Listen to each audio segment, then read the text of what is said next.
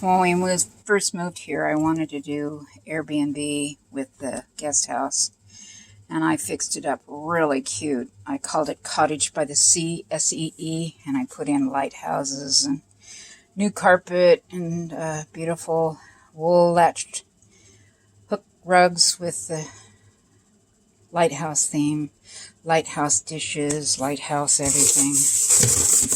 And our first Airbnb people, boy, did I discover too late. How many we have? About 50 DVDs that are missing. Yeah. And then they brought in other people, his cousin and his brother and his brother's friends, and they smoked marijuana on the back deck. And at 3 o'clock in the morning, on the other end of the house where that was private, on our hot tub area, our master suite, was 3 black guys.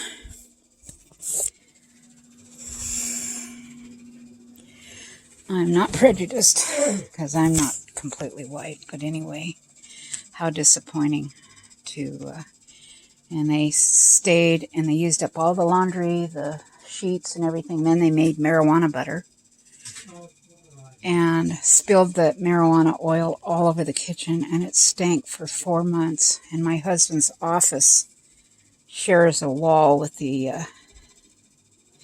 guest house, and he had to move out of his office because, you know, you can't have police chief coming over to your office with a marijuana smell. So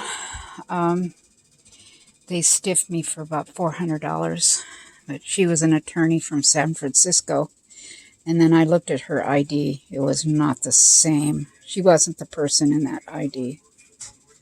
Oh my goodness. But she said she was a lawyer. Huh. No wonder. They were nice people, and his nieces and nephews came over and stayed. I didn't have any problem. They were really sweet, straight-A students. And it was windy and 10 degrees, and they were supposed to go skiing, and I told them to stay here. And I made them burgers and cookies and made them feel welcome. They did their homework. Very respectful kids. But anyway, he took them home the next day, and then he brought over his brother and friends and stuff, and then the party began. And anyway, I had to wash every sheet, every towel, and it took me a week to get it cleaned up for $200. Never again. We closed the Airbnb and decided just to leave the house empty. And then Paul came along. Paul was supposed to go. He had a brain blip, and he was in the hospital, and they were going to put him in a care facility. What are you looking for? And he was crying because he had to get rid of his cat. And, stay here, Paul. There's your... Where are you going? He wanders. He's coming back. There's your jacket right there. Anyway, Larry, he's got enough to pay groceries and electric bills. Yeah, sit down and have a seat.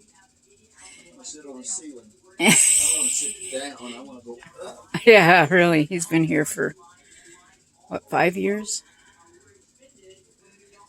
And he's got a wonderful ragdoll cat, and he keeps the house spotless. You're not allowed to wear shoes in his house.